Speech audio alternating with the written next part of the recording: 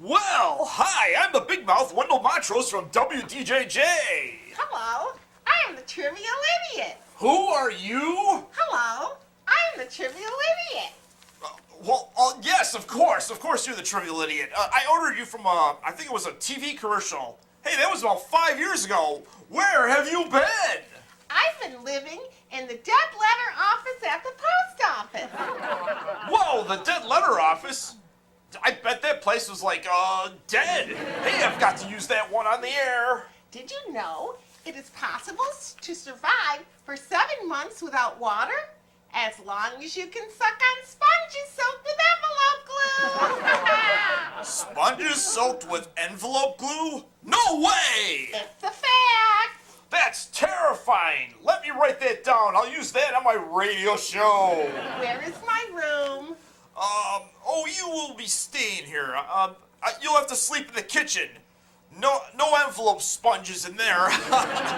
Anyway, go in and put your stuff down, and then we'll get to work. Work? Yes, you list off some useless facts, and I will collect them for use on my radio show. This should be good. No one in the post office listened to me. Apparently, they already had their fill of useless facts before I arrived.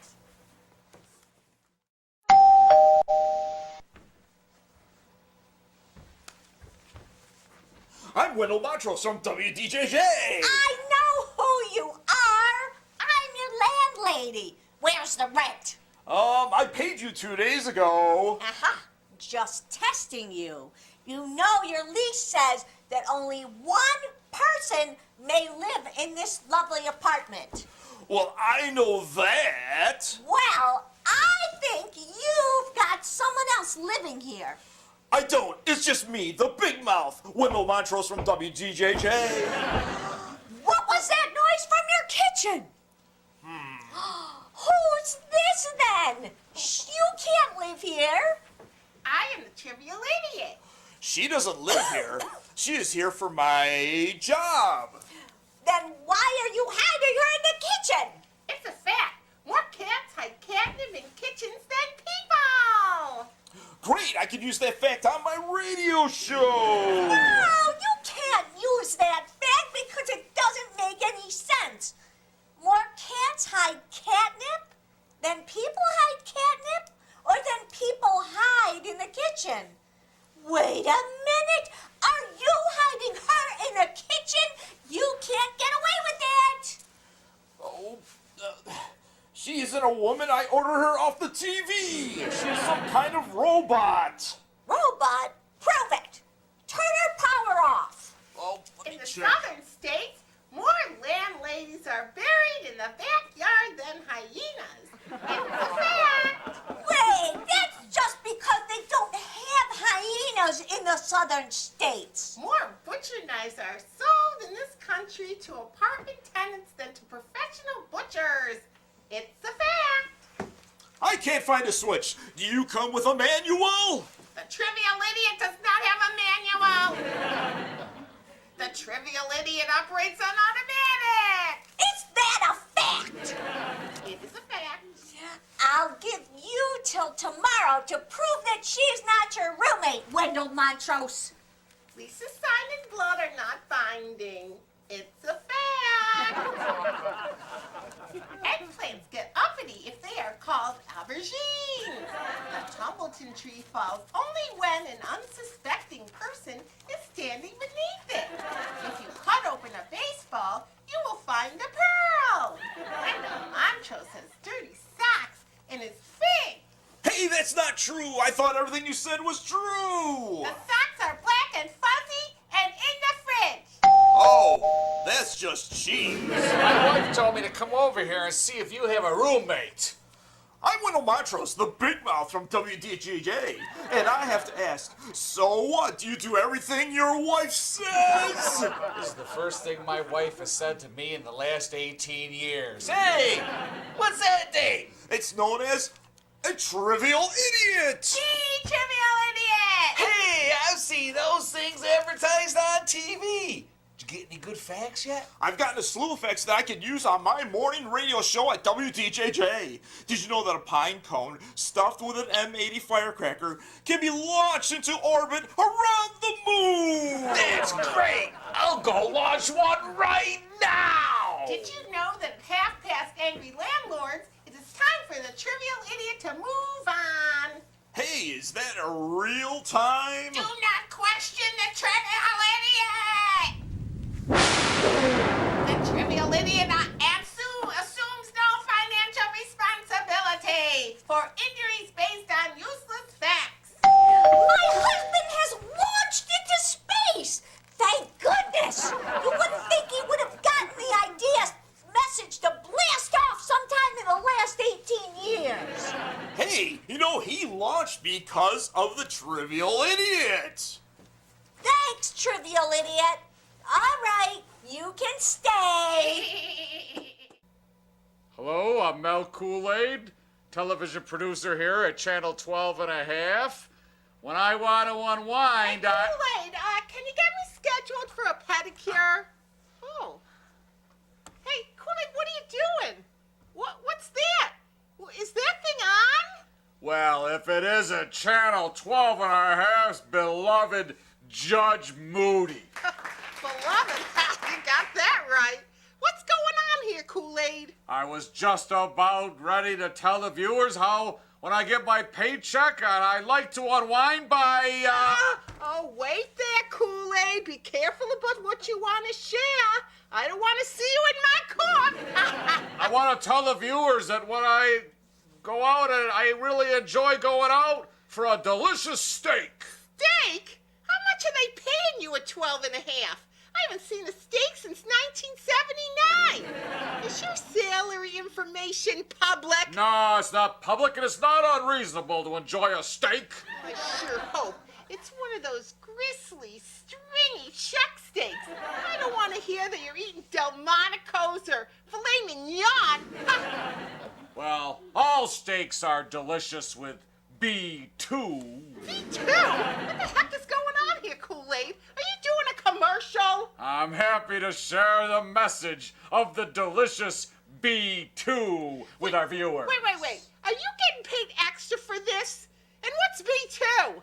Well, as you know, 9 out of 10 steakhouses serve A1 with steak. But the 10th steakhouse serves B2. B2? Isn't that a bomber?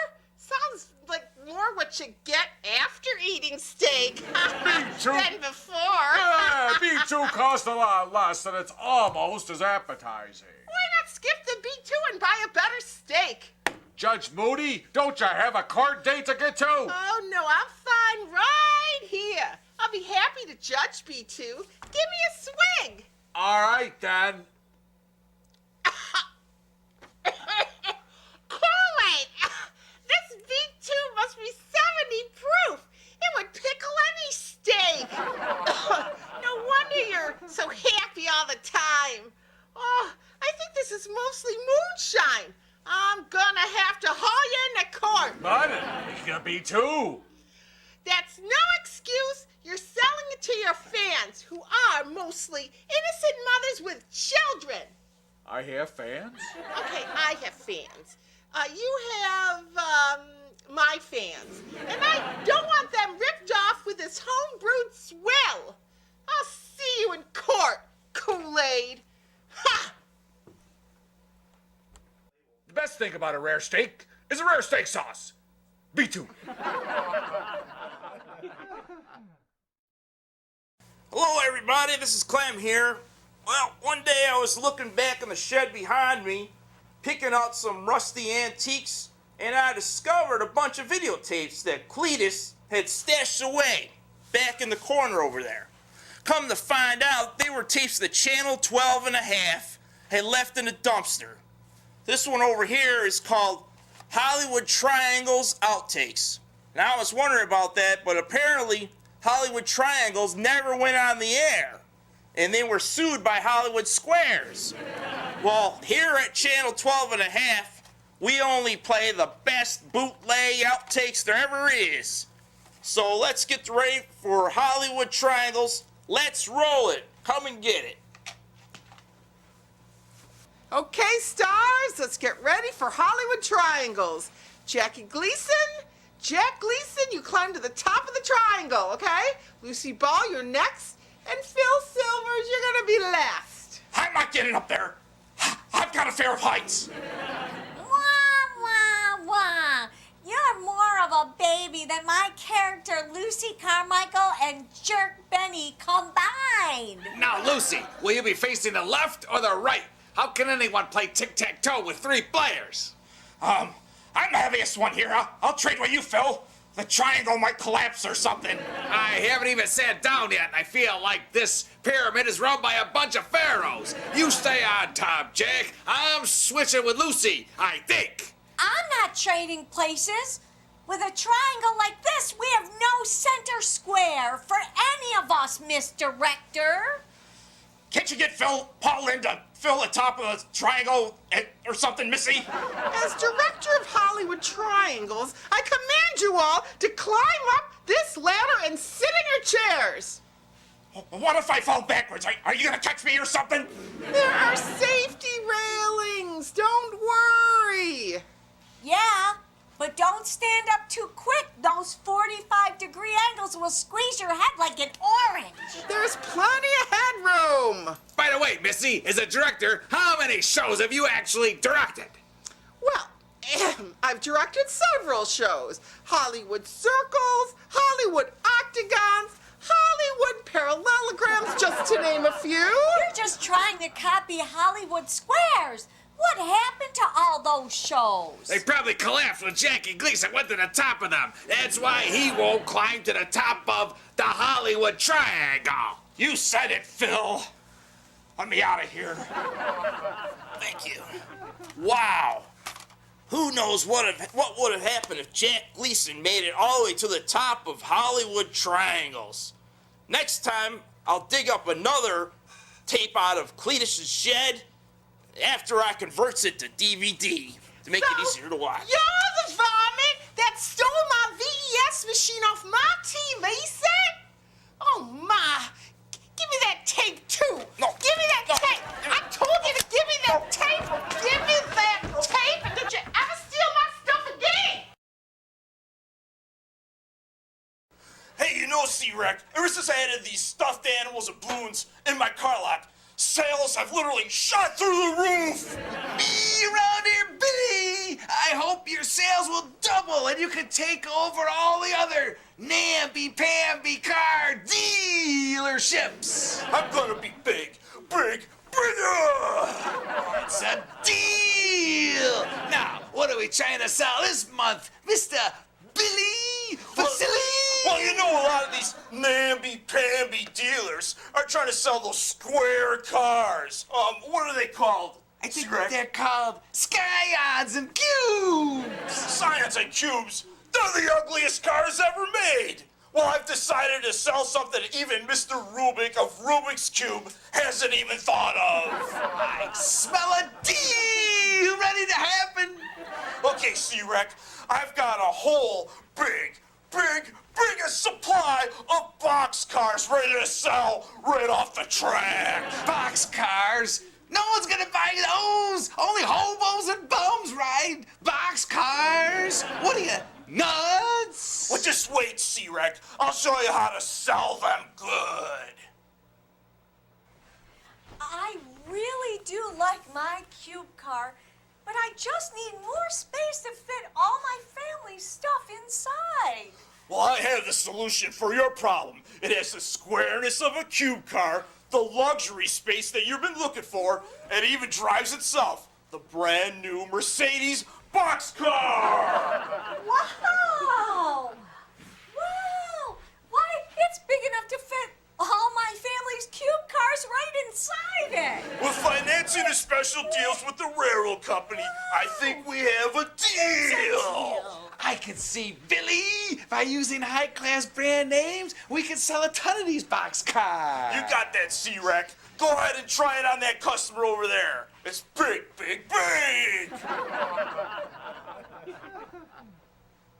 Excuse Excuse me, miss. Would you be interested in buying one of our top-of-the-line Rolls-Royce boxcars? Solid construction, Oh, yeah. side doors, a hitch in the front and the back. Oh my, what else does it have?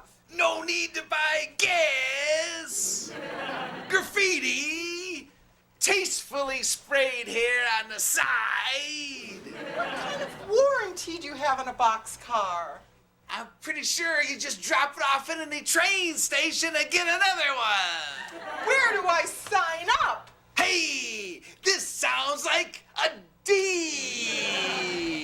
Hey, you got that, C-Rec. You just seen two lady drivers come down to Fusilli Boxcars and make some big deals. Just talk to me or C-Rec over here, and we'll put your family on some rails that will take you anywhere. You know, it's all we know it is. Big, big, big! Hallelujah, brothers and sisters! Hallelujah! Woohoo! A grave danger faces us today. Oh my!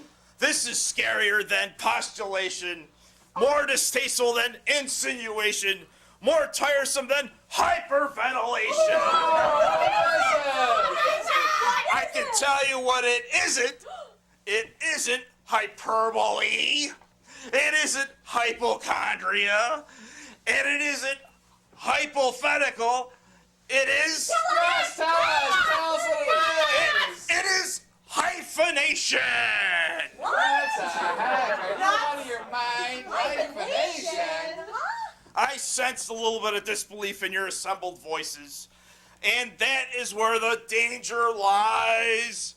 As hyphenation will sneak up on you and tie you up before you even know what's happened. And the generations that spring from your loins will forever be cursed. You're wicked. Oh, forget it. It is exactly this kind of opinion that gives the dangerous hyphen its power. I'm sure you could think, oh, what danger could a little hyphen do? Well, it's such a short little line, it's almost cute. Not as cute as the wavy tilde, but definitely more desirable than a dash. But this is where you are all wrong. The hyphen is the devil's own. With knowledge of the hyphenation danger, you can protect yourself and your families. Let me explain how it can curse you in the future.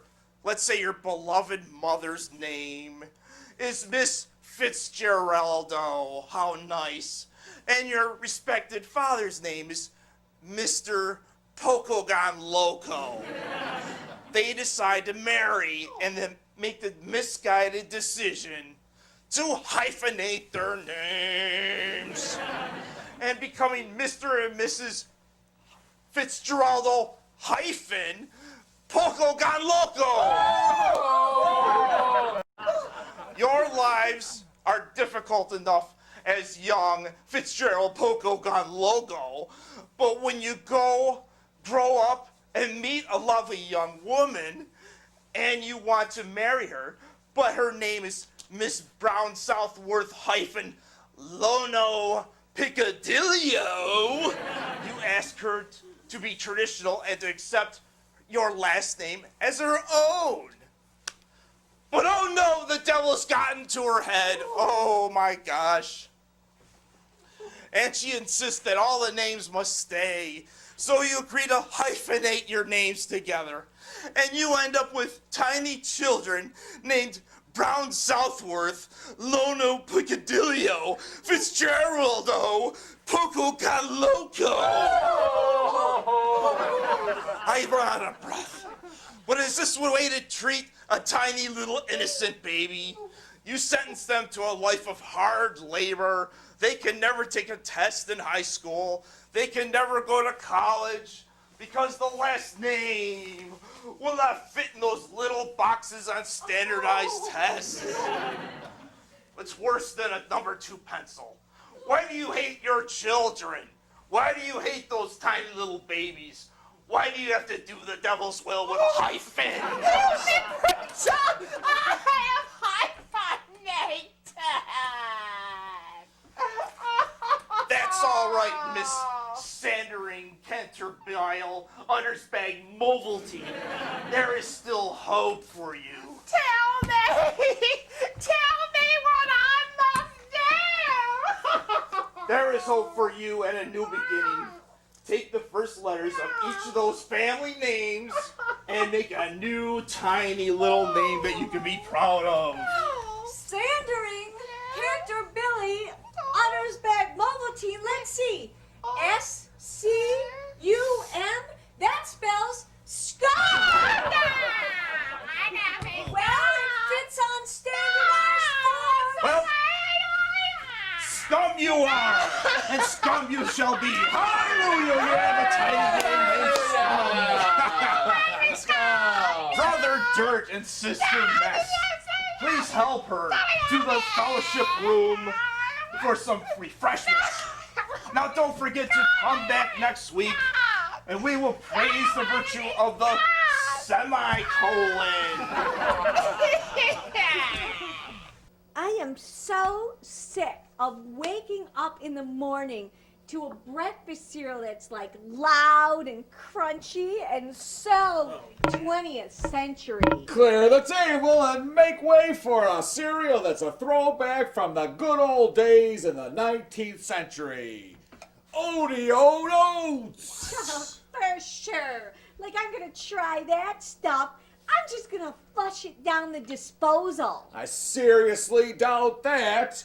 Oatio Oats is a return to the conservative, plain old plainness this cereal used to be and hasn't been for over 100 years. What the freak, man? Send me a bowl of that rockin' mush. Hey. Ashley doesn't like anything. Here you go, sonny boy. Oh, man, let me try that. I can barely taste anything, and it flippin' reeks of utter blandness. Oatio Oat brings back the plain black and white boring plainness that is missing in today's cereal. It even sticks to the roof of your mouth because the tongue can barely taste anything. Hey, OMG, man, don't look now, but my mother is coming up the driveway after her night out with Dr. McDreamy. She's been getting some saber-toothed tiger action. Who are you? And what are you doing in my kitchen? Hey, I'm only trying to sell Oatio Oats to our hidden viewer television audience out there. Would you like to try some breakfast cereal? Am I on TV? You actually are in a commercial for Oatio Oats. Just bring yourself up to my bedroom with a bowl of that stuff. Hey, I'm not that kind of guy. No, silly. That cereal looks perfect for fixing my drywall crack. Psych! Psych. Loser!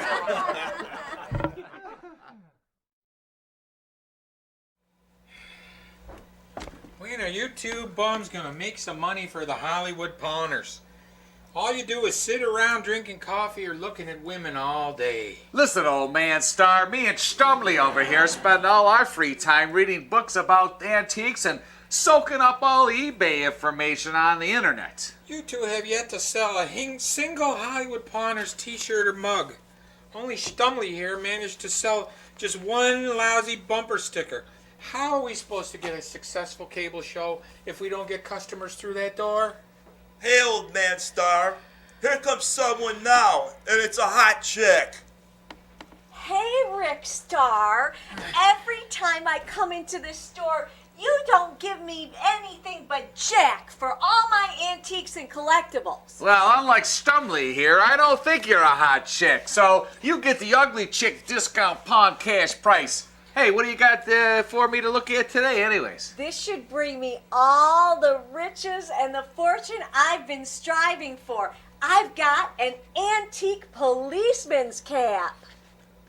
Hey, This looks like it's genuine. Has a few bullet holes and some wear. Looks like a 1932 Wacky Stacker original.